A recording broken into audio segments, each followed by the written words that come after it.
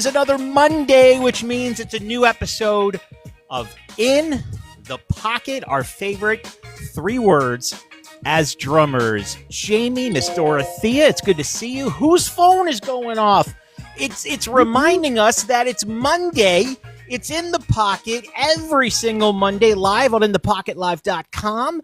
8 p.m. Eastern, 7 Central, 5 Pacific. And yes, set your timers, set your alarms, because you don't want to miss any show. But specifically, you do not want to miss this show. Stay tuned, because Jaime, oh boy, we got a big one, don't we? Yep, we got a good guest today. Yeah. Tell us, my friend. So we have Chad Gracey from the band Live coming on. Oh. Multi-platinum selling artist. Artist of the Year from Rolling Stones. Big deal. So it's a huge. Can't wait to talk with him. Right, Dorothy? It's a huge deal. This, is a real special moment for the show and for our fans to be able to talk to such a legend and such an icon who was really behind some of the most, well-written and recognizable songs from the 90s. And that's certainly when I grew up, and I have a lot of stories about Live. So really exciting to talk to Chad. He's going to be coming up here in a little bit, so don't go anywhere. Also, remember, we are... Stay with us, Dorothea. Yes, now, we're not streaming live to YouTube during the show, but we will upload it later tonight or tomorrow morning. So if you miss anything, you can go see it. Guys, how was your week?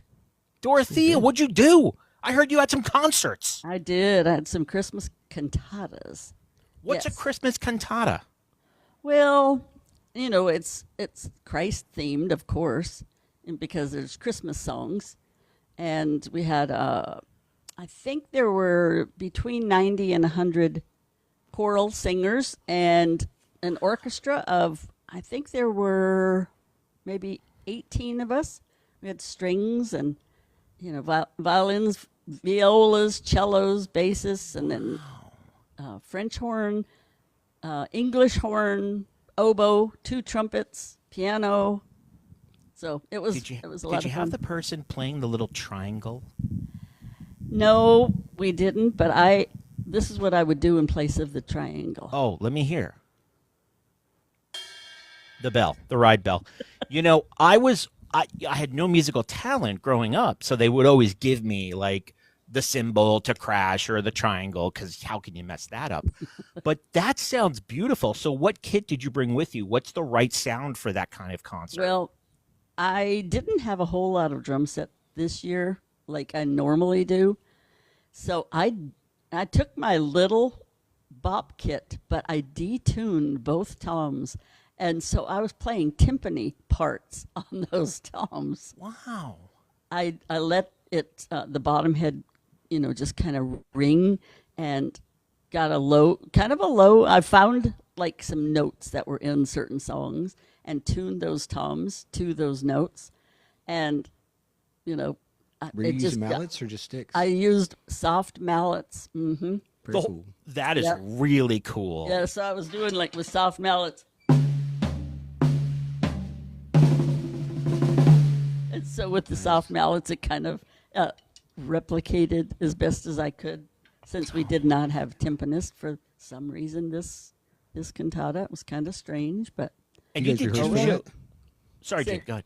Say what? Do you rehearse for that, or is it just like yes, show up and do it? We had a rehearsal from 5:30 until 8:30 on Thursday, and then we did a concert on Saturday and 2 yesterday. So you got 3 concerts this weekend. Yes, it was pretty cool though. Mm-hmm. Are you just totally exhausted, or does that energize you? You're exhausted. No, I was last night. I'm okay today, but when I got home, I was like, oh. Yeah. Did you get to do a solo? No, I didn't get to do a solo. No solos? I played solo that they barely heard me. Yeah. Well, that's super exciting, and thanks for sharing that. Jaime, I saw you all week on Drummer's Diary. Last night you dressed up, man. That's the dressiest I've ever seen you. You had a nice shirt on. It was like multicolored. You had like real pants on, not jeans. You looked somewhat respectable, my friend. Sometimes during the day, I have to actually have meetings and stuff, so it happens. It was a meeting day, my friends. Okay, I get it now. I get it. Well, you looked good is what I'm saying, man. Thanks. I was Appreciate impressed. It sounded fantastic. The cymbals are just gorgeous. We love everyone's just talking. It's the talk of TikTok right now is Jamie's setup and that. Yeah, I love Sound the good. symbols. so good. And I'm sporting the t-shirt tonight that I purchased on Amazon for like $3. So you're I welcome. love it. Yeah. Okay, big show tonight, guys. Yeah. Chad Gracey coming up in just a little bit. Get your questions in the chat. I know sometimes we get so zoned in, we forget not that we forget the chat's there, but sometimes we're in our own zone and we forget to grab questions from the chat. So our mods are on standby. And we had a conversation with them, and we're going to get your questions to Chad Gracey. Try to get to the questions, yes. Yeah, because this is a really big guest for In the Pocket. We don't want to miss this opportunity to ask him what we've always wanted to ask him. But first, we're going to have some fun. Jamie, Dorothea, you guys were playing back and forth on the little text iPhone message thing earlier. I was at work. I was like, look, guys, you work it out. You tell me what to do. I'll lead you into it. But it sounds like fun. What are we doing tonight? So we're challenging each other with some tracks we haven't heard before. They're drumless tracks, and we don't know what style. We don't know what we're getting into, but we're just going to throw the tracks at each other. It And see what trains the happens. drummer to listen, because I have sat in with people, but I have been called last minute to play a whole gig, a 3-hour gig with bands before. Had no idea what the songs were. They would call the name of the song out. I didn't know what it was. So, I would lock in with the bass player, and they would, give me a tempo, and usually someone would start, counting it off because I had no idea what the song was going to be. Got through the gig, and everybody loved it. I had no idea what I was doing, though. But you felt it, right? You just felt kind of it. learned the tempo and you went with it. And I locked in with that bass player. And that's Yeah. what's so important as a drummer, to have a strong bass line that you can groove with. And, Absolutely. listening to the singer and listening to the rhythm guitar and lead or whatever is happening. And it's really good training. Yeah, I'll and when you're on TikTok, and you're performing like cover songs or whatever, it helps as well, because a lot of times you're not going to know the song you're playing. And so just People being just able to pick it up yelling and just out go. or, Yeah. I look down at the chat and they'll say, play such and such, such and such. I have no idea what the song is, so I'll look it up on my phone and start Just to go. play and just Yeah. try to go with it.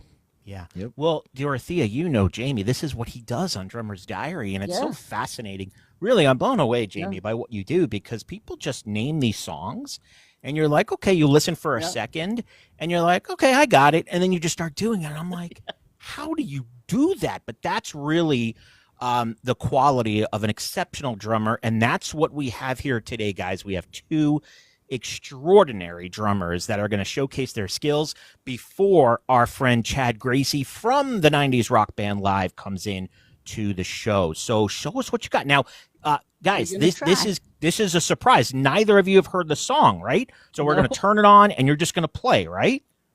I hope. Who wants to go? Who draws the short straw? Who goes Jamie first? should go first. Jamie goes Right. first? Okay. You want to go on the big screen, Jamie? Should I put you on? Yeah, sure. Okay. All right, here we go. All right, Drummer's Diary. It's Jamie Gehly. We are going to be playing a surprise song. Drumless tracks. Right? Yes.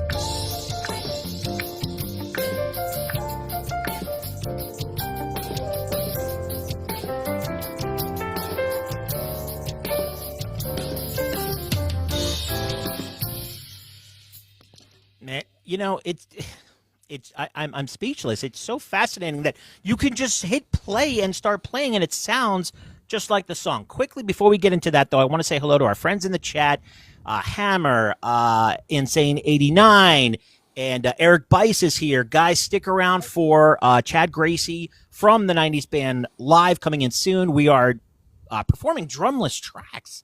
And Jaime, how does this work? Is it like immediate? You just hear the groove and you're like, oh, okay. Dun, dun, dun, dun, Well, it's dun, not dun. that difficult really once you're familiar with your instrument. Like drums are kind of unique in the way that you can kind of hear what's being played right off the bat. It's not like a guitar where you have to like figure out what key it's in or something. So, Yeah. You can kind of tell what's going to be there. And, it's just kind of like. That was really pretty, too. That was really cool. Just like easy listening kind of thing. But it was still grooving at the same time. Yeah. I I envisioned myself dancing with my wife to that. Yeah. And I'm not a dancer, but it kind of made me want to go like this, Dorothea. Yeah, it was so pretty. Yeah. I like that. Now, Jaime, I heard dynamics in that. Normally, you're like super powerful, but that kind of you had to pull back a little bit on that song. You could hear that it needed that. Yeah. Yeah, Just about absolutely. what it calls for. Yeah. Guys, this is In the Pocket. We do this show every Monday, 8 p.m. Eastern. It is more of a talk show format. I know there's some folks requesting songs, but for copyright reasons, we don't play actual songs. But you can see these guys do those on their normal shows. Just go to their channels, hit that plus sign right by their name. Now, Dorothea, what do we have for you tonight? Let's get Jaime back over here. Yep. What? It's another. What do we have? I don't know yet. We'll see. Find out. Oh, we don't. That's right. We don't know. No. So you are going to hear this for the first time, and you're just going to get into it. Yep. This is incredible, guys. We'll see what happens. Wish me luck.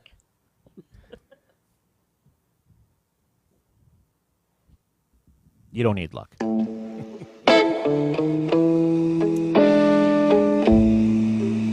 Little bluesy.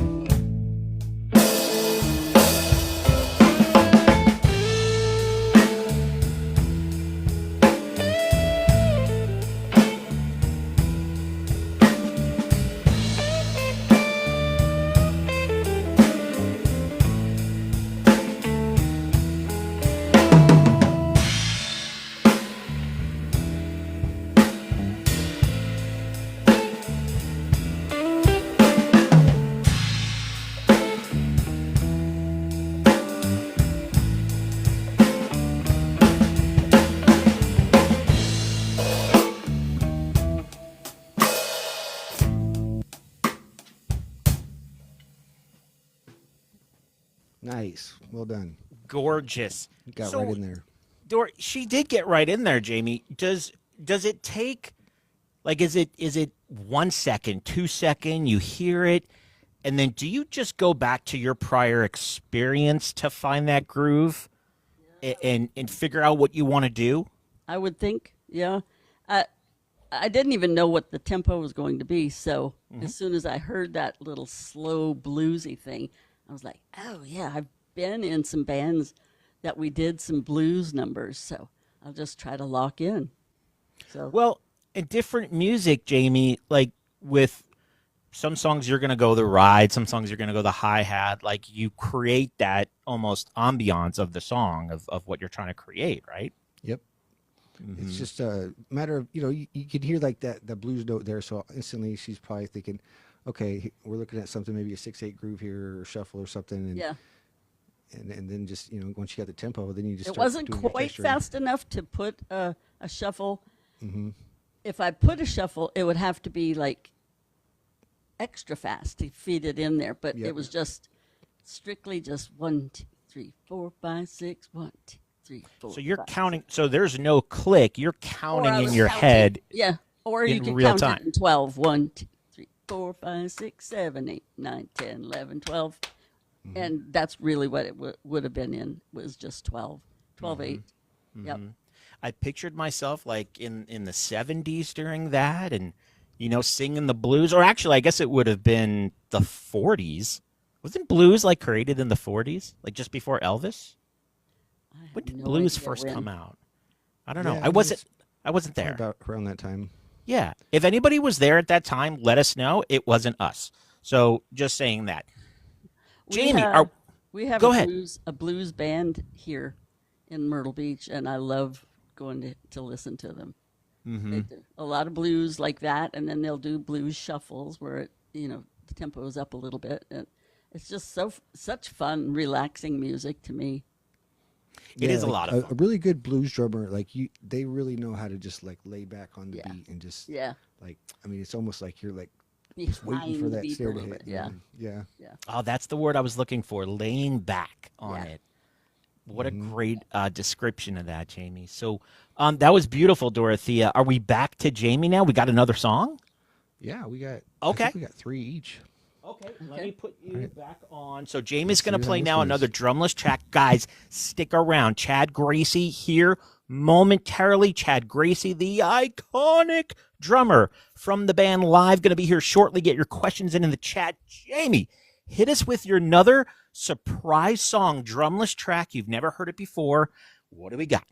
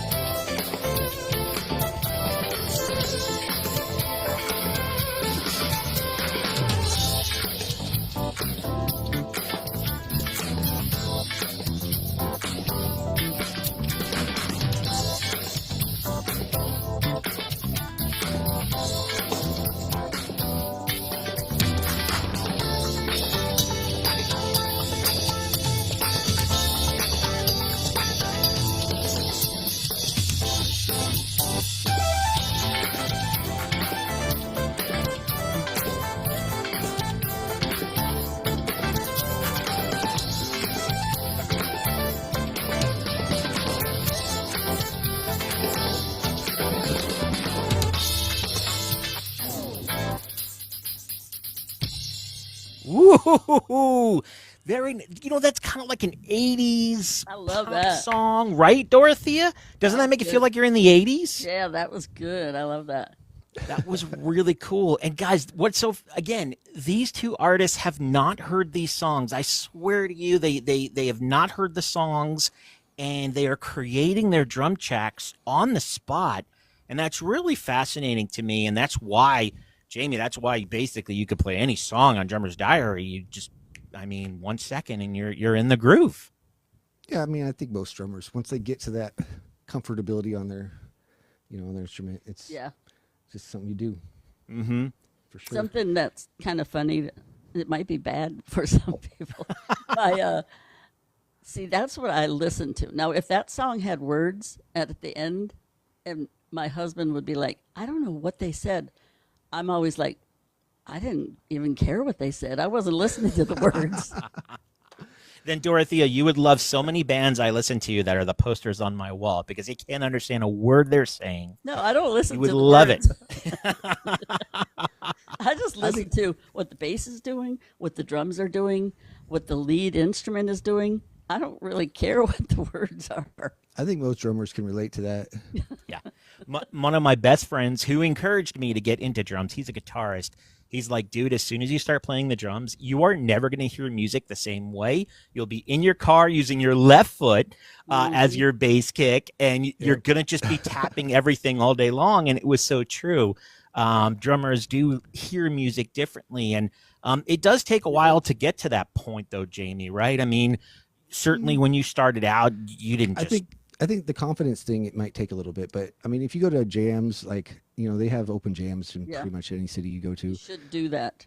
Yeah, much it's a as really possible. great way to Yep. get your chops up in that sense. Yeah. And just playing with bands, like if you're doing gigs or you're even just playing out at all, when you're writing music with people, that's such an important process of learning how to drum. Is just being there and like co-creating music, on your instrument. It really helps to build those chops. So Thanks Yeah. for the gifts, guys. I think Send you're me right all with that kinds of stuff. confidence too. Yeah. Yes, thank you for everyone, and please stick around. We are minutes away from Chad Gracey from the band live. Get your questions into the moderators now. Can't wait to talk to him. but Yeah. reminds me of something that's like really important, I think, especially for like entry beginner drummers and stuff. Like if you're looking to get out and start playing, like be fearless, because it's always going to be like uncharted territory at first, and it is for everyone that does it. But when you get out there and start doing it, it doesn't take long until you start to feel your groove and you're like, okay, this isn't so bad. And then you got over that hurdle and you're moving forward. A lot of people will hit that and they'll get stopped by the fear of maybe not playing good enough or, not being able to do the part, and they never get past that part. That's what like stops them on their journey. It's like you got to face those fears and just do it. A few months ago, Dorothea, I was at my drum lesson and I said, I have a friend, and it was you, Jamie. I said, I have a friend who just can play any song. Put on a song, let me see if I can play it. And it was a massive fail in my opinion, but my instructor said he actually thought I did really well. But not only did I want to do it, the exercise, but I wanted to post it, and I did, because you have to get over that fear, and every drummer is going to hit those walls, but then overcome them. Yeah. And I'm excited to do that again. Dorothy, I'm so excited to hear what's next, what you have. Okay. Me too. Yeah, I know. No one knows. Let me see what Guys, happens. we're playing drumless tracks here on In the Pocket live every Monday, 8 p.m., and we are just minutes away from Chad Gracey from the 90s band live. Cannot wait to talk to Chad, but we're having some fun before that, guys.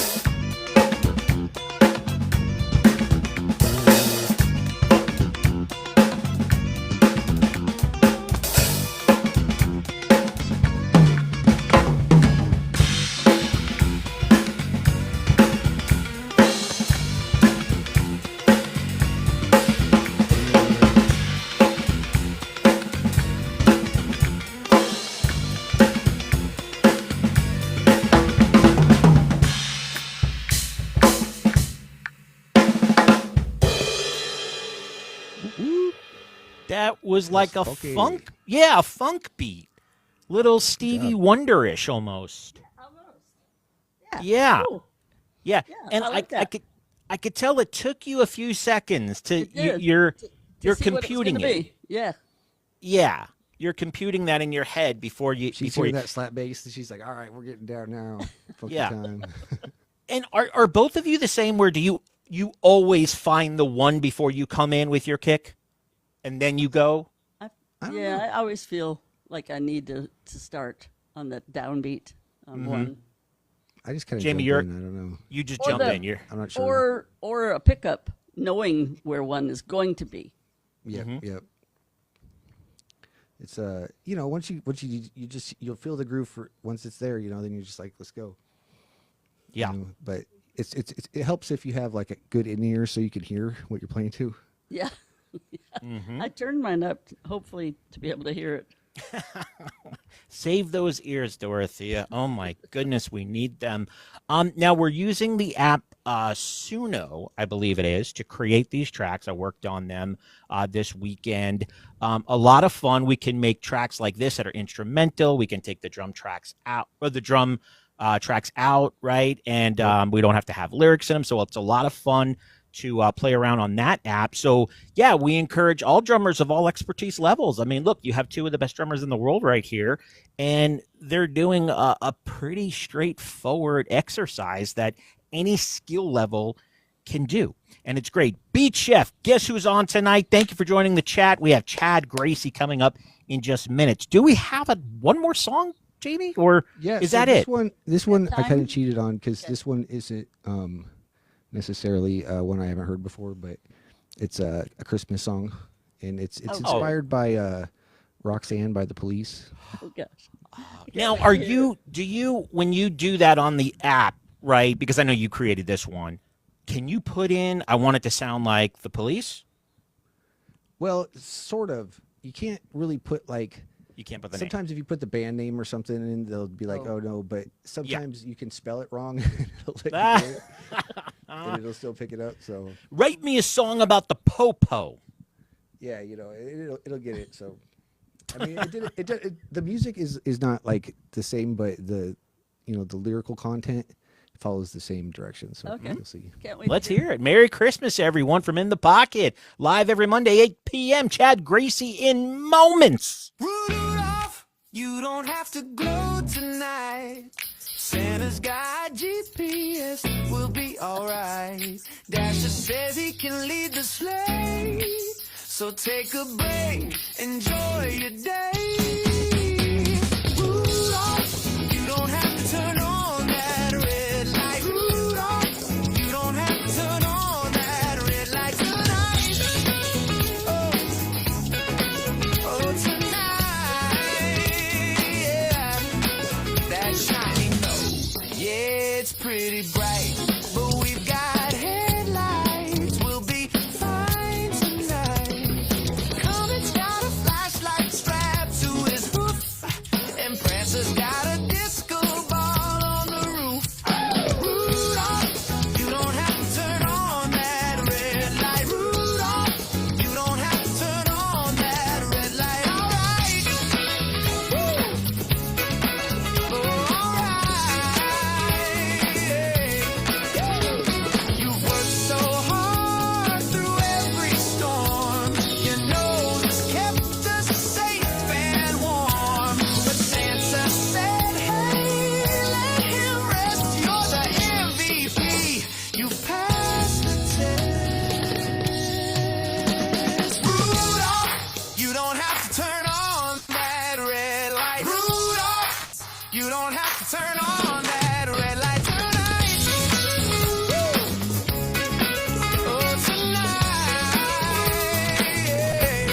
Oh,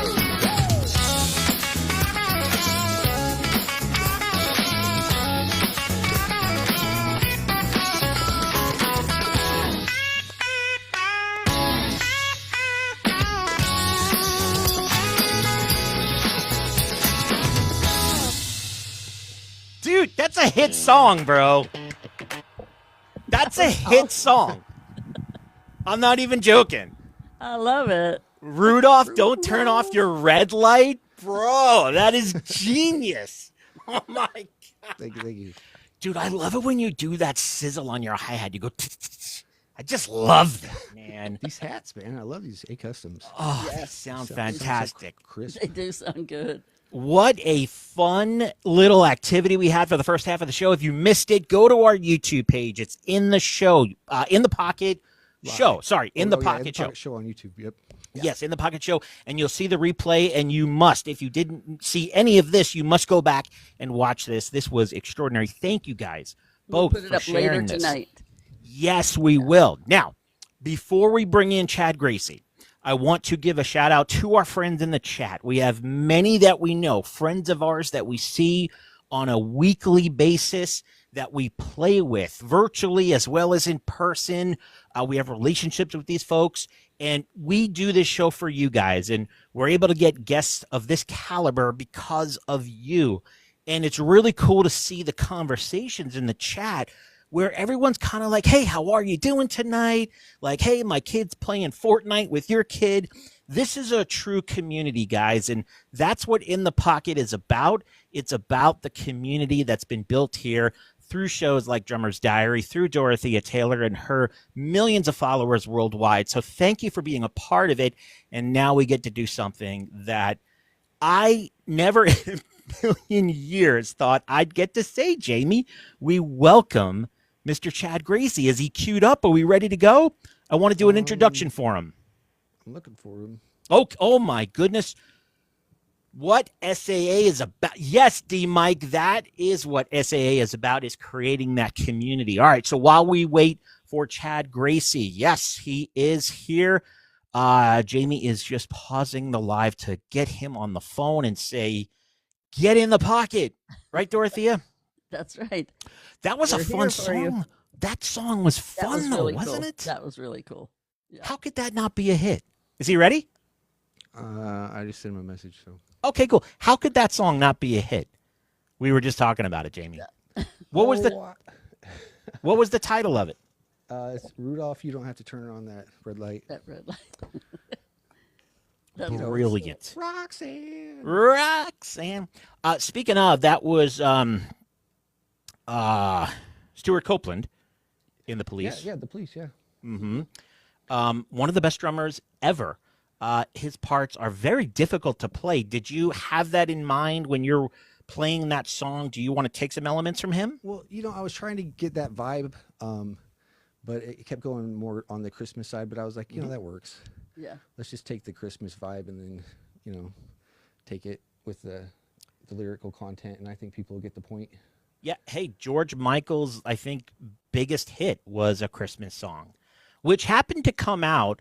Didn't George Michael's Last Christmas come out the same year as We Are the World? And if it had not been for that song, that would have been his first and only #1 song, which is pretty wild. But Christmas songs always hit. I mean, look at Mariah Carey and a lot of artists, they put out Christmas albums all the time. Yeah. I've been doing a countdown for the last about week now. Every day until Christmas, I play a new Christmas song on my live, like a custom one. Ooh. I need to start Which is where doing this that. one came from. I haven't been on live in probably 2 weeks now. I've just been busy with different things and haven't had a chance. That could be our idea for next week. As we get closer to Christmas, we could have kind of a Christmas battle between Dorothea and Jamie. How we look in there, Oh, he's pausing again, probably getting a message. Guys, this is a big guest. He's running around the world right now. We think he's in L.A. Okay, I just talked to him. We got him. Okay, he's queuing up. Guys, it is our pleasure. Let me take this down here. It is our pleasure, guys. Copeland is one of my favorites, too. Oh, I saw he's that. the best. Jamie, tell me when you're ready, because I'll cue it up. Okay. Well, just waiting for him to get in here. Yeah, no problem. We'll see him. In the pocket, though, let's just do it here, okay, because we can kill some time. We started this show, I don't know, what is September, I think it was? Was it like early, mid-September? I think so, yeah. I don't even and remember. we had an idea to talk to drummers. We didn't know what drummers would agree to talk to us. We're three bozos. Well, you're not a bozo, Dorothea, but me and Jamie, I mean, we're two bozos here. I mean, who's going to talk to us? Well, maybe I'm just the bozo, right? Jamie's kind of cool. You really are cool. You know what? It's official. I'm the only bozo. Who is going to talk to this bozo? But we have had some stellar guests. And it just gets more entertaining each week. And we have been able to secure one of the best, the iconic, the legendary, with over 20 million album sales worldwide. We have an Billboard Rock Artist of the Year in 1996. Rolling Stone called this the Artist of the Year in 1996. The drummer, the founding member of the band Live, Mr. Chad Gracey. And if all goes well, he's coming up right now, Jamie. Let me go and see if he knows how to get into the room. Right now. Oh, God, that would have been perfect, Dorothea. That was perfect cue. Oh, that would have been the best segue of all time. I thought I was the only bad one with technology. Look. Drum roll.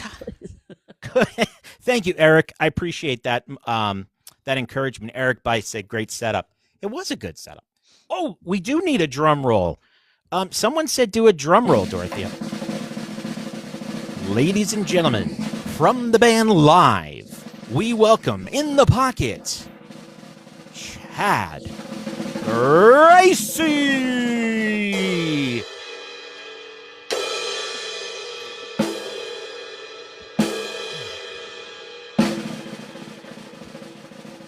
Ladies and gentlemen, in the pocket with Dorothea Taylor and Drummer's Diary, welcoming world rock artist, 20 million album sales worldwide, the legendary, the iconic of some of the most famous rock drum riffs of all time. In the Pocket welcomes. I just saw him and now it's gone again. In the Pocket welcomes Mr. Where'd he go? Where'd he go? Mr. Right here. He did pop in the room, it says. I saw it for a second and now I can't see him again. Oh my God. Yeah, people are saying he is in the room somewhere. He's watching us. It just disappeared. It's all good. There he is. Chad, I found him. All right, we we- got him. Okay, world platinum artist, Mr. Chad Gracey. All right. Let's go. We figured it out. All right, Let's you gotta hit the little see. camera button and then hit save and then we're good. Yeah, there we go. There you go. There he is. Welcome to In the Pocket. Jamie, Hey, let's get him thank blown you so up much. there. We want to see him in all his glory there. Yes. Chad, thank you for, first of all, Merry Christmas. Thank you. All our love to your family. And, you know, what an honor it is to talk to you today. Now, do you know Dorothea? Have you had any interaction with her? I've not had an interaction, but I've seen her independently on Instagram and all over the place, and amazing what she does. I love watching it. It's so cool. So, yes. Hello. Nice to meet you. Pleasure. Nice to meet you.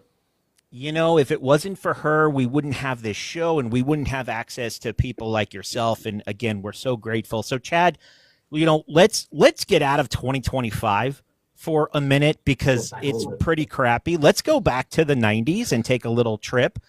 First of all, I'm graduating high school. My first girlfriend dumps me, and I'm not even joking. I get in the car, I turn the key. This is before we had push buttons, guys. I turn on WLIR on Long Island, and guess what? Friggin' song comes on. Lightning crashes. Take me back. I know. This is a true story, guys. I can't make this up. Chad, take us back to this song because there's such a slow buildup to where the drums come in. I think it's like 2.5 minutes. What is the process in that? Do you fight to get your drums in earlier, or was that strategic in a way?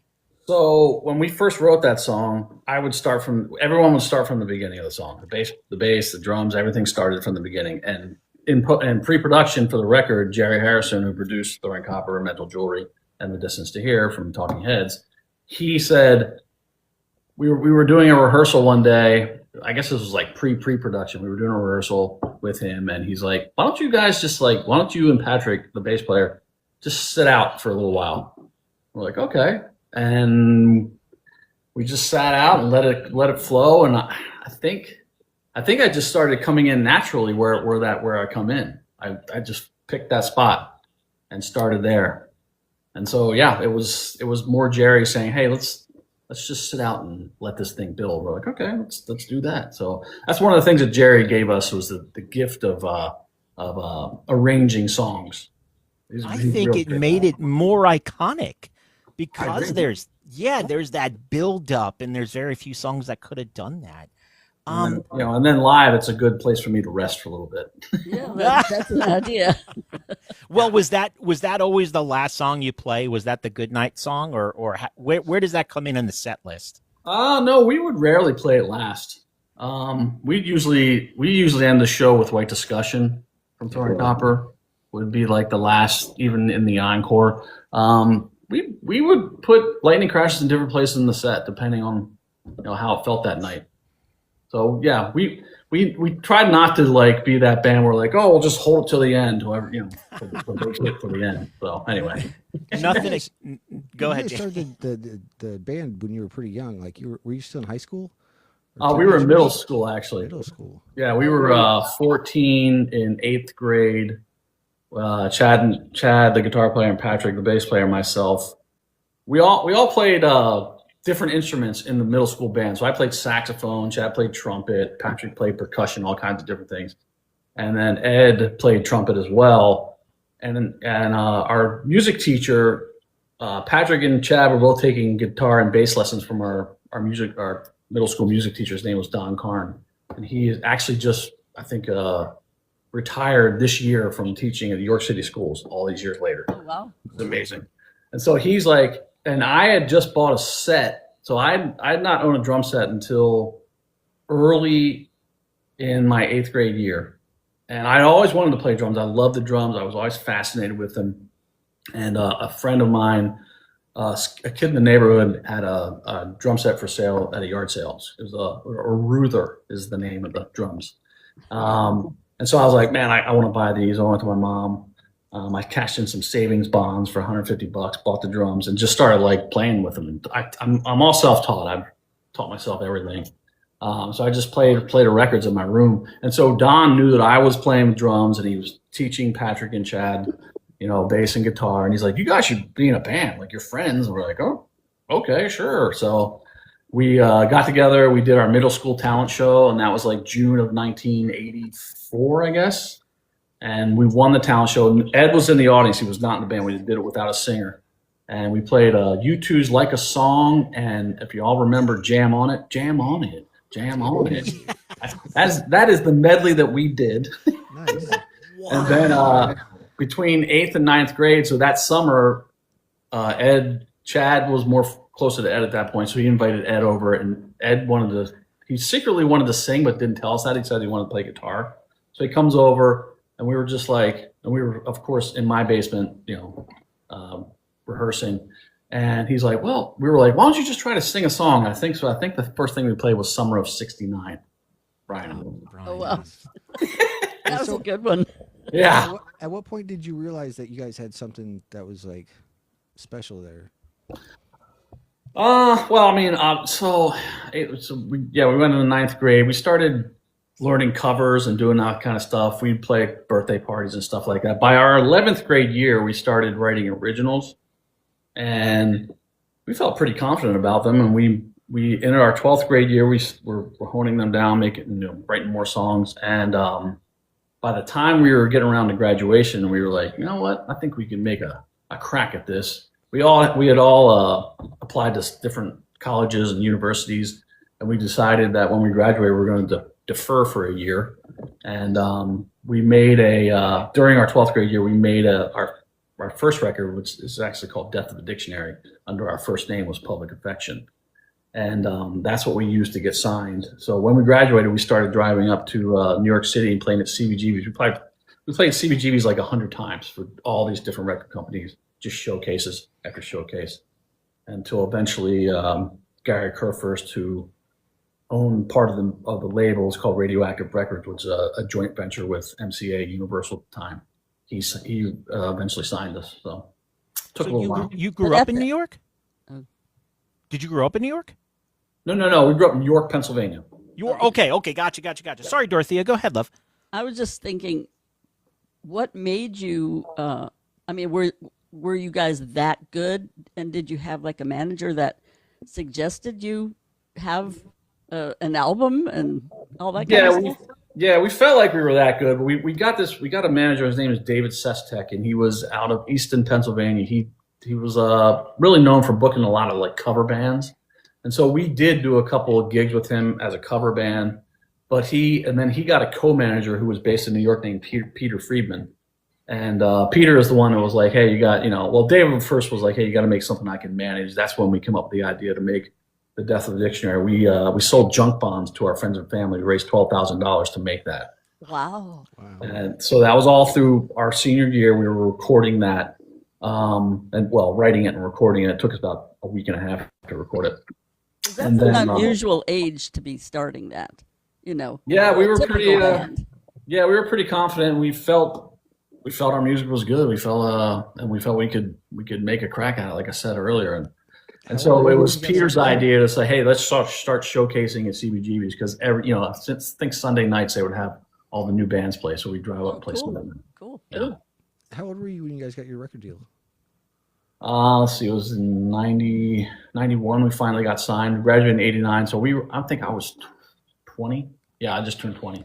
So that's right around the time that Seattle's coming up, right? You hear all those grunge bands coming out of Seattle.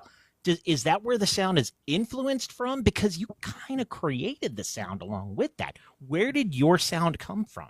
Well, Throwing Copper went more towards the Seattle sound. Mental Jewelry was more of our. We were influenced by REM, U2, The Smiths, The Cure, that kind of stuff.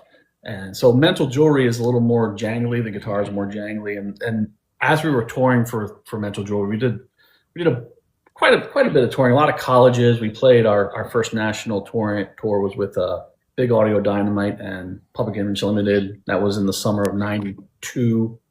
And so just through playing, we started getting a little more aggressive. Chad started putting a little more distortion on his guitar. And then that led us into, and I would say influenced by the Nirvana thing happening, the Pearl Jam thing happening, Soundgarden, that kind of stuff was going on, STP. And it was just kind of a natural progression. We didn't try to like become what it was for Throwing Copper. We just kind of went there. Were you just blown away by that sound? It was just so different from the heavy Metallicas and Panteras, and here you have this completely down-tuned, almost sound. It was really fantastic of a genre that was born. Were you guys just taken with it?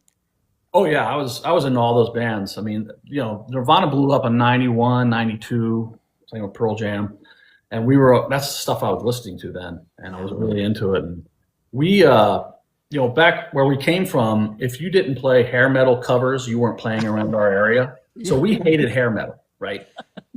Just all that stuff, like the big hair, and we actually played our own. It's called the York Fair. And we played Battle of the Bands there, and we lost to a band called Hide Your Daughters that did covers of hair metal bands. So we disdained. So it was great name. Exactly. So I have great respect for those bands now, but at the time I was like, when grunge hit and Nirvana hit, and that all kind of went away like overnight. Basically, I was like, okay, good riddance. We're here to do this new kind of music, so this new kind of rock. I love the stories of bands that. Sorry, Jamie. I love the band's stories of like when they knew they had a hit song. What was that moment for you guys when you were writing it and you were just like, "This is it. It's got to be it." Well, so the first single off Throwing Copper, off Mental Jewelry was Operation Spirit, and we loved that song. It was one of the first ones I remember writing for that record. And that was sort of right after we made that first record, Public Affection record. And Chad brought that idea in, and we just started jamming with it and came up with that song. And it survived all the other songs that we wrote. And when we made the record, our record company was like, "Well, that's the single." We're like, "Okay, we'll let you pick the single. That's always good." We made a video for it, and MTV threw it into 120 minutes, threw it in the buzz bin, like right out of the box, and we were like, okay, this is pretty cool. In fact, we watched that video debut in San Francisco at the Phoenix Hotel with Dave Grohl and Chris Novoselic from Nirvana, who were staying at the same hotel. And the only place you could get cable in the hotel was in the lobby. So we saw them walking around. We're like, hey, come and check out our video. So yeah, so cool. It was fun. And so Fun when time. you got invited to do the MTV Unplugged, what was that like? I mean, Well, obviously that that was like the happening thing. That was like the big honor. What year was that? I think we did it in 94 or 95? Maybe, I can't remember. It was neither 94 or 95. It might have been 95.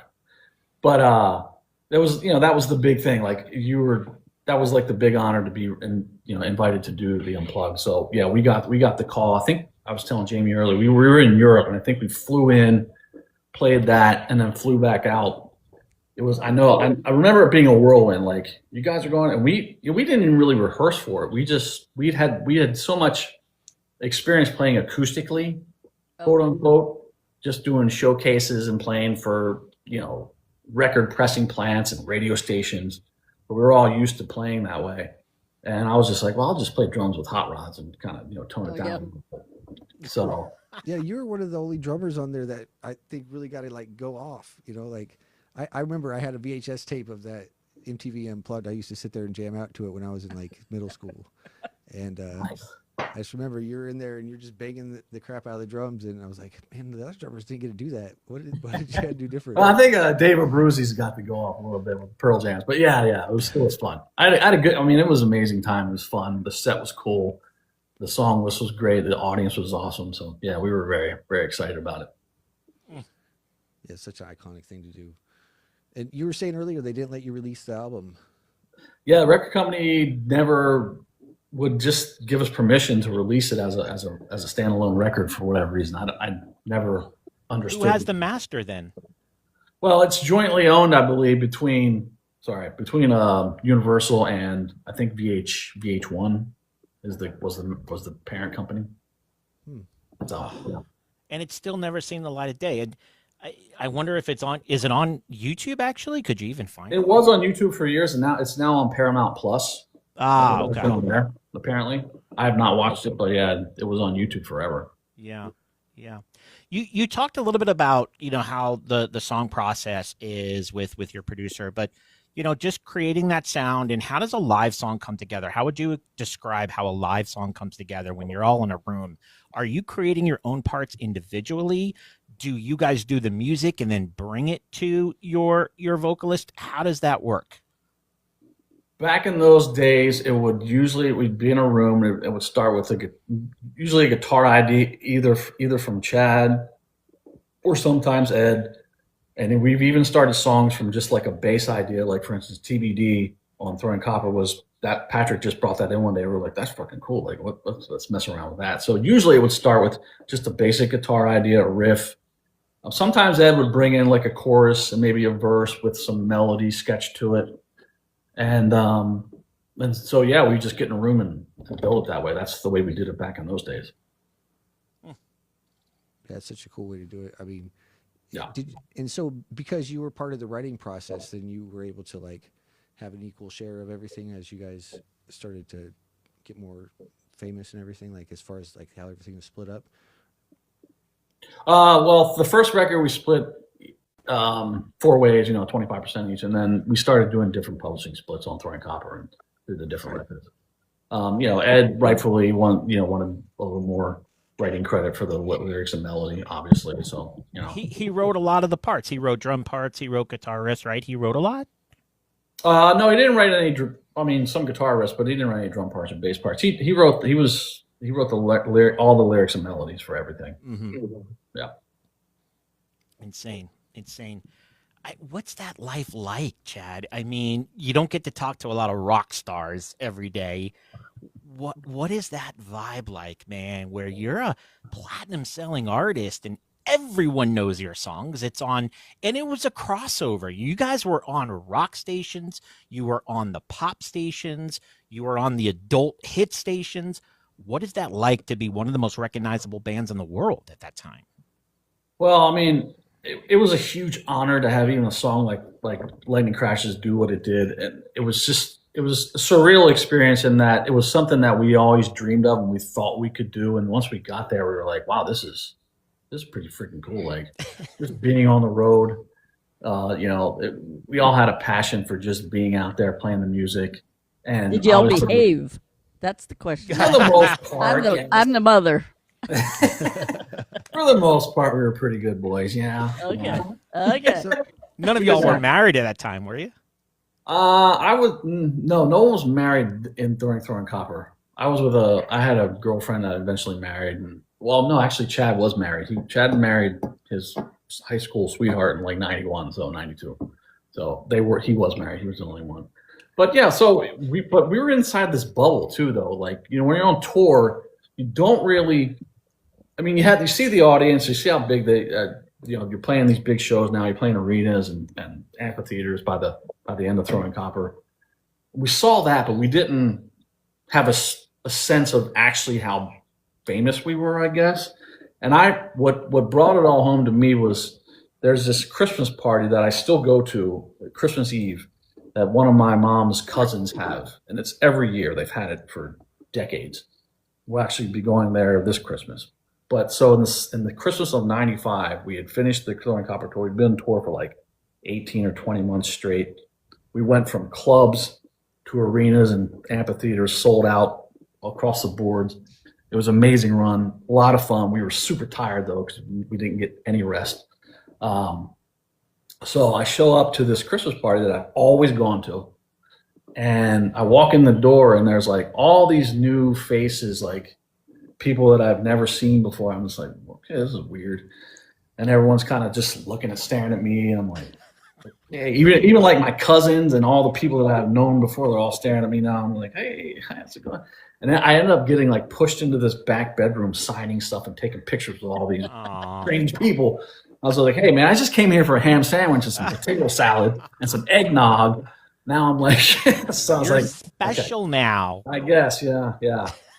Kind of cool, but kind of like off-putting as well, because I was like, okay, I came to the Christmas party I've always been to, so it was Well, weird. at the end of the day, you guys just made music, man, and it was music that connected to a lot of people. Yes. But even like when you were creating the band, did you even have an idea? Did you even have a goal in mind? Our goal when we created the band and when we decided to make a go of it, it was just to get a record deal and then see what happened from there. Yeah. That was because back then that was the path. Like if you that was the path that you followed. If you could get a record deal, man, you friggin' made it. And that's was never the case. You got the record deal, you still had to do all the work and make the songs and get it all done, do all the touring. But and I remember there's this band named Jimmy's Chicken Shack that was, I think, from Baltimore. They were kind of local, Yeah, I remember. and they had played at a club in York after this was like during Throwing Copper. They played this club and they're like, hey, we got a record deal, we made it now. I'm like, we were like, not yet, mother. There's still a lot of work to do. Don't start sitting back on your laurels yet. Yep. So I want to talk about your setup real quick. What drums do you play? Yeah. I'm playing DW these days. I have a red Sparkle kit set up. I have a studio back in York, in Pennsylvania.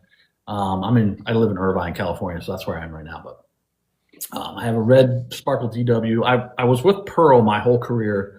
The first drum set that I bought was, well, other than the Ruther, was a Pearl, and then I got endorsed by Pearl in '93 or '4, somewhere in there. And I was with Pearl until we had the breakup in 2009. We came back together in 2016. I went to Pearl and said, hey, I'd like to. I wanted like a cool acrylic set, like a red acrylic. And I went to the new rep, some kid I didn't know, because we were out of the game from like I said, 2009 to still about 5 years or 7 years. And I went to this new kid rep that I never met before, and I'm like, hey, I'd like to get an acrylic set. It's like one of the least expensive pearls you can get at the time. And he was like, yeah, okay, well, let me bring that up. And I was like, bring it up, like. And I don't say this to be boastful, but I was like, I haven't gotten a new pearl set for like since 2002 or 2003. He's like, well, we're charging now. I was like, okay. Wow. Well, pleasure was all mine to be here, but I'm gonna move on. So I called up DW, and they sent me a like a loaner kit, and then built my custom red Sparkle DW. Mm-hmm. And like I said, I don't like to say that because it sounds kind of like braggadocious, but it was just weird at the time. It was like, we're reunited, we're doing this big tour, and you're not giving me a new He pearl. obviously didn't know that's who he was talking to. strange. Yeah, it was weird. Oh well. What about cymbals? Zildjian. Been in Zildjian, Dorsey, I think, for like 30 years. Yes, there's the Which t-shirt. ones? What?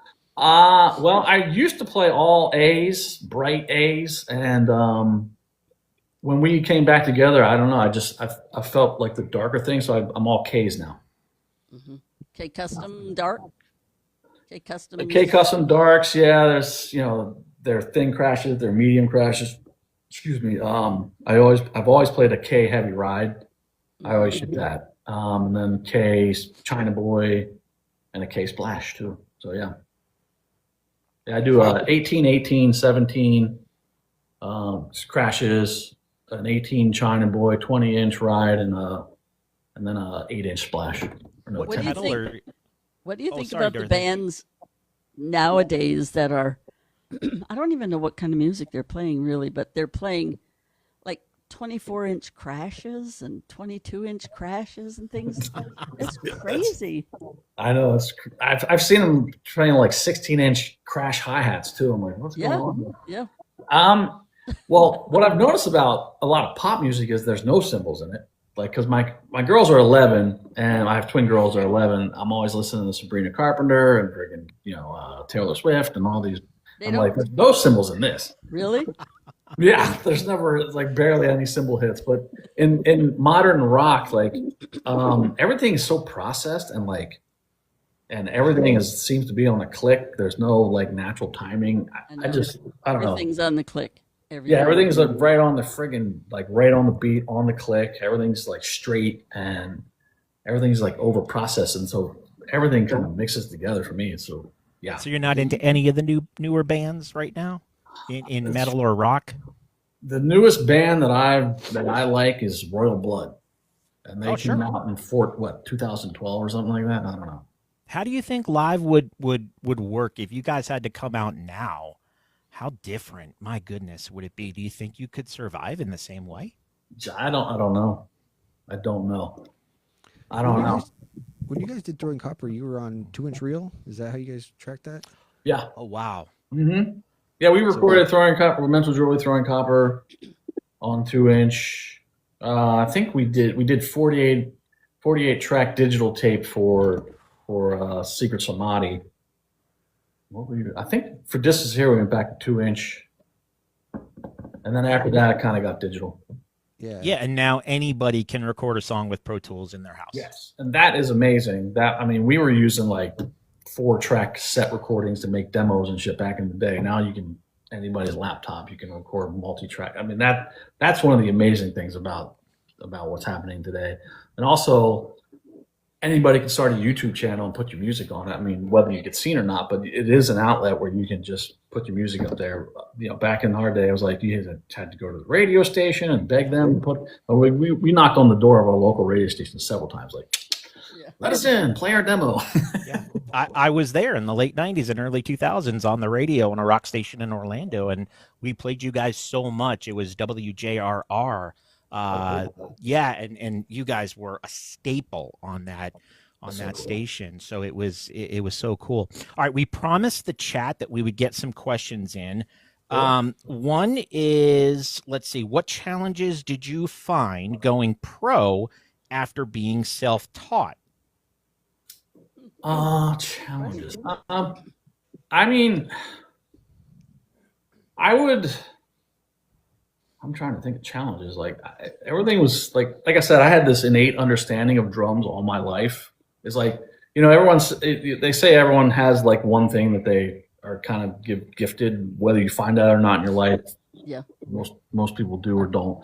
I found it with the drums, and I was just always fascinated by it. So, in my early days when I bought that first set, I was just practicing every day, like playing the different records. So you just practice playing to songs? Did you do any rudiments or anything like that, or do you just dive in and play songs? I didn't learn any rudiments. I mean, probably sometime in the early '90s, I learned what a paradiddle was. I'm like, oh, okay, I can do that. But yeah, I didn't learn any rudiments. I didn't learn any of that stuff. And everybody in the drum line, because they knew I played drums, but not in the band. I played saxophone, so they didn't know that I was any good. So when I finally played drums in front of them, they were like, "Wow, man, you're actually good." But so as far as challenges, like I don't know, I would just hear like a new riff someone would play, like someone like from Matt Cameron or something from Soundgarden, like some of the riffs he played, I would be like, God damn, I want to learn how to play that. So I would just fuck around with it I'd mess around with it until We have an adult audience. Okay, from IR Carly, she just wants you to know that her middle school students love the band live. That's great. So yeah, you got a lot of fans in the chat here. We have a question. Do you play double bass ever? No, I've never played double bass or double bass pedal. Never tried it. What pedal are you using? Currently, I'm using the DW. I think it's called the MFG. It's like this aluminum pedal.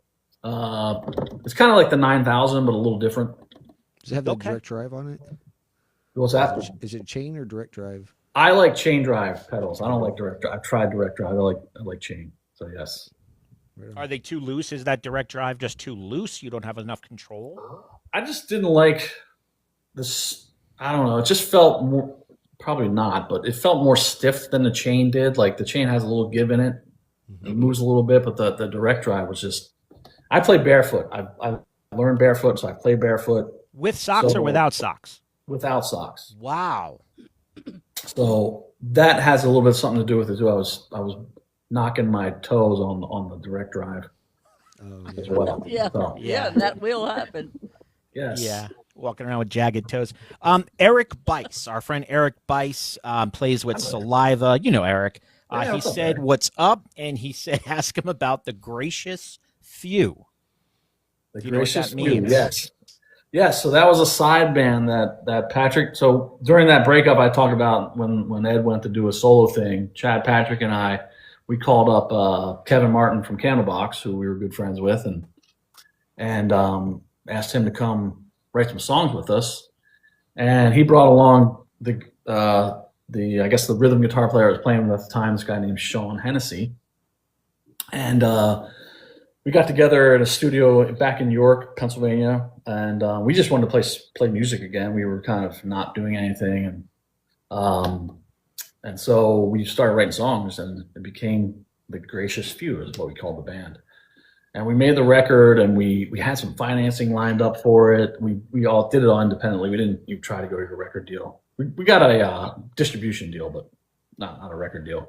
So we had financing lined up for it that fell through while we were on tour for it, and so it just became like a nightmare. But we had a lot of fun. We were very proud of the music.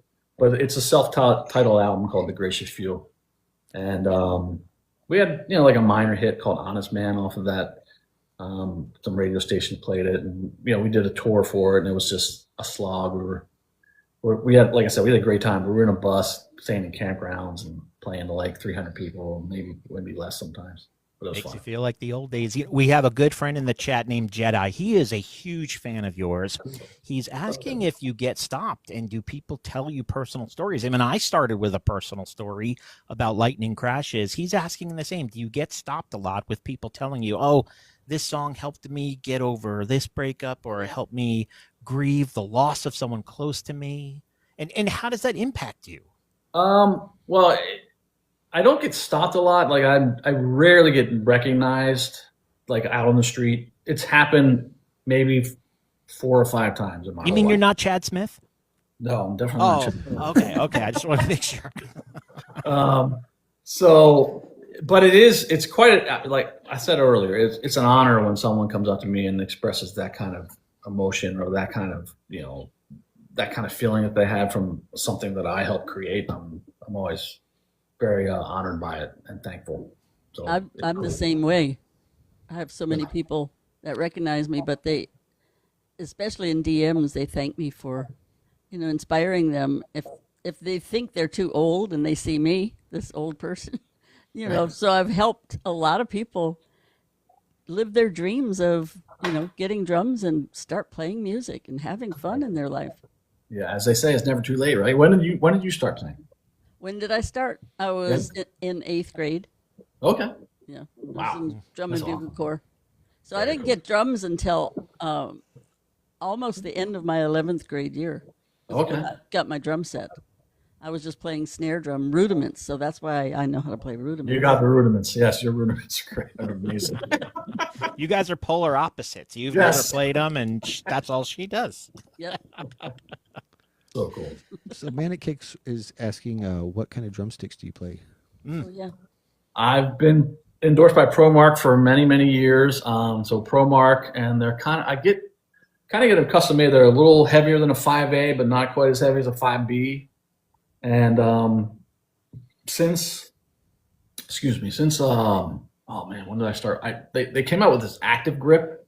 Yes. I don't know what year they did, but so I got these. I played black active grip sticks with red writing on it, so I have my little signature on it. And It live. does help. It Oh does my help. God, I love it. It changed my world because I would never wash my hands the whole day because So we had that- a gig. Yeah, So so they wouldn't be there's no dry mistake. and clean. And Yes. I made the mistake a couple times of washing my hands and then trying to play a show, and I would like start to burn out because I'm holding on so tight, But the active grip is I love amazing. it. Yeah. It's freaking great. Yes. And I never made that connection. So your hands are too smooth? Yeah, if you'd wash all the oils and stuff off, yeah, Oh. and just I think Dorothea knows it was like, yeah, your hands would just get too smooth and the sticks would just be slippy and it's not good. What's that, Dorothea? Dorothea, sorry, Butt wax. but Oh, no way. Yeah. Wait, that you put that on your sticks or on? Oh my goodness. there you go. For the butt of the stick, so that it doesn't slip out. But I like these painted ones because it doesn't say active grip, but it has a good stickiness to it too. So it's tacky? Is it like a surf wax where you feel the tackiness? Yes, yeah, It's just like it. Yeah. Little and it piece of warms that. up. I don't know if you can see, but yeah, some of the sticks have kind of like a shining, like sheen to them, and that's Yeah. the same kind of thing. So that Yeah, works. if they're just the dry ones and they don't have like a shellac or whatever it is on They there, look like matte. Yeah. they just fly right out of your hands. Wow. Well, look, I mean, baseball players use tar Yeah. and everything they can to grip that bat, or else it would go flying. So, the drumstick is kind of like your baseball bat. I Same mean, thing. you're It is. beating Yes. something with it. Chad, this has been, such an honor. It's incredible to talk to you. We could talk to you for hours, but we know you're so busy. And we're just so grateful that you shared your time with us and you told us these great stories. And everyone in the chat is just, they all have stories to tell about your music and how it affected them and how it healed them. And collectively, on their behalf, I want to say thank you for all of those moments that you allowed for us to have. Thank you. Well, you're very welcome, and thank you for listening and being so into the music. I do really appreciate it. Absolutely. So what's- what's next for you? Yeah, what's next? Exactly. I'm doing a YouTube channel right now. I started a YouTube channel. I decided I wanted to play the songs and do a 3-camera shoot, and just for other drummers to be able to see what and how I'm playing it. Okay. And so that's Chad Gracey Live on YouTube. I'm the same on TikTok, Chad Gracey Live. And then there's been a bunch of crazy drama with the band. So the band is touring. It's just Ed and 3 other guys right now. So I'm not touring with the band, but I still own part of it, which is nice. But the guitar player and I, Chad, are talking about maybe working on some stuff together. So we'll see. I don't know. I'm just doing the YouTube thing and not much else right now. So subscribe to Chad's YouTube channel. What is it? Is it just the official Chad A. Gracey? What is the title of the channel? It's Chad Gracey Live. Chad Gracey Live. Go ahead and hit the plus sign next to his name here on TikTok, and then go ahead and subscribe to his YouTube channel. And we hope you can come back one day. We would love to have you sit at your kit and play these amazing parts for us, and we can get into so many more details about these drum parts you've created for us. But we hope we do see you again. And you got any big plans for the holidays? You staying in California? Where are you headed? I'm headed back to York, actually. I go there every year with my kids, so take them back to see Grandma. Nice. So, yeah, we go back on the 20th and be there for Are they Christmas. still young enough to believe in Santa? My girls are 11. They're going to be 12 in January. Okay, so probably not. I think they sort of do, but are not. All the friends are telling them it's fake. And, Yeah. My son just turned 10, and I think this is the last year Oh, we're gonna gosh, it's so we're gonna sad. have that. It And really is. Sad. I have a son who's 16 as well, so he's well past it. So. Yeah, he just wants money, right? yeah. He has a car now. He just wants money or cool T-shirts or whatever. Yes. Yeah. Well, hey, a T-shirt's better than money, all right? So cool. He's actually collecting vinyl. He wanted a Kanye West vinyl for Christmas. So Oh, that's cool. That's what my Wow. grandson has been doing, collecting some really cool vinyls. nice. Yes, it seems to be the thing for the kids these days. It is. As a yes. collector of vinyl, but you can't play them, right? You just Oh, keep yeah. them in Well, plastic? He plays them. My son. Yeah, my son grandson plays them does. too. Yeah. Oh, okay. Because that's the fun of it, is listening to that. But the equipment that they have now, it's you're not scratching them to death because the equipment is so nice. Yes. Oh, that sound still gives me goosebumps just dropping that needle. Oh, that's a time travel trip right there. Oh, yeah. So Well, Chad, did you have fun here, man? I mean, we yeah. did. Thank you so much. I really appreciate it. A pleasure to meet you, Dorothea. It was nice to meet you. That pleasure to meet everyone, and thank you so much. Yeah, I had a great time. I mean, Jaime and Dorothea go live all the time. I smell battles. I think that would be that would break TikTok. Yeah. That would be the greatest thing ever. I'll check you guys out because I go live here and there. I'm not as consistent as maybe I should be, but yeah, I'll if I see you guys, I'll come on. I would love to say hello. Cool. Jaime, final words for Mr. Chad? No, just thank you so much for coming on. It's been a pleasure talking Absolutely. to you. Thank you for setting up, Jaime. I really appreciate it. Thank Absolutely. you. Yeah. Thank you. Well, Chad, have a great holiday season, my friend. Thank you again. We love you. All the best to you, sir. All right, everyone. Yes, you guys too. Thank you so much. Have a good night. My friend. See you soon, Chad. All right, bye-bye. Wow, guys, in the pocket. I mean, was that not the greatest? Chad Gracey from the iconic band Live, talking about creating the wonderful music that we've had in our lives throughout our basically entire life. I mean, I'm near 50, so that was right around the time I was in high school. He's talking about coming out of high school or middle school himself in the 89, 91 era. And wow. I'm going to go back and listen again to all of his hits. Oh, Yeah, there's they're some good Check songs them in all there. out. great 'Cause songs. I haven't listened for a while, so I'm going to check them out. And back then we listened to them on a cassette tape. Yep. And the sound didn't transfer. I'm not talking about Apple Music, but Apple Music does have lossless. I think they are lossless on Apple Music. I'm almost positive because I went back and I listened, and I'm pretty sure I saw the lossless file. Okay. But yeah, I put my good headphones on, and it's incredible what you can hear these days on this music that was created. Unlike he said, it was a 48 channel. He said, Jaime. Yeah. Oh, Yeah. unreal. Yes, and then it was on CD, Chad. Yeah, you're absolutely right. But man, that was guys. Honestly, personally, from me to both you, Dorothea and Jaime, thank you for letting me be a part of this to interview Chad Gracey from the band Live. It's so surreal that I'm here, and this is something I'll remember for a long time. And the fact that it's on video and I could go back and watch this and show my son how cool his dad is just, oh my God. I just, I'm getting so emotional. So thank you guys for letting me be a part of this, because that was really special. All right. Glad you enjoyed it. Yeah. Absolutely. That was a really cool interview. So thank you everyone out there for tuning in and hanging out with us. Thank We you. appreciate every one of you. We'll see you next week. We will see you next week. Join the YouTube channel. Please subscribe. It's YouTube In the Pocket Show. And Jaime, I'd love to hear that Rudolph song again, man. Would you honor us and play us out with that? Yeah. That was For the seriously. people It's who didn't get to hear it at the beginning. It's really Dorothea. cool. It's stuck in my head. It's so cool.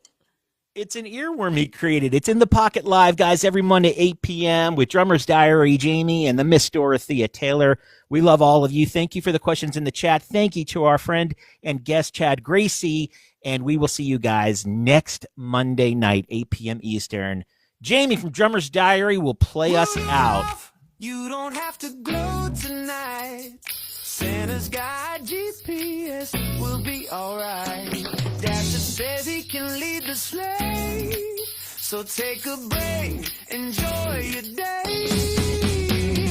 Rudolph, you don't have to turn on that red light. Rudolph, you don't have to turn on that red light tonight. Oh, tonight, yeah. That shiny nose, yeah, it's pretty bright, but we've got headlights. We'll be fine tonight. Come and start a flashlight strap.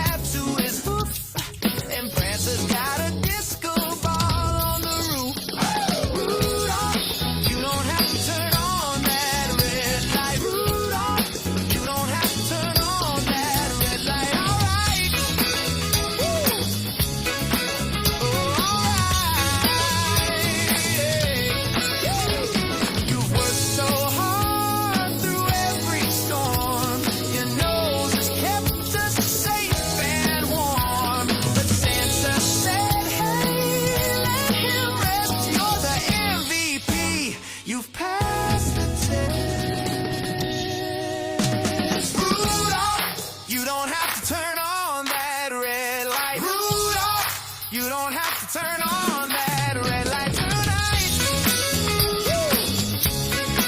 Oh,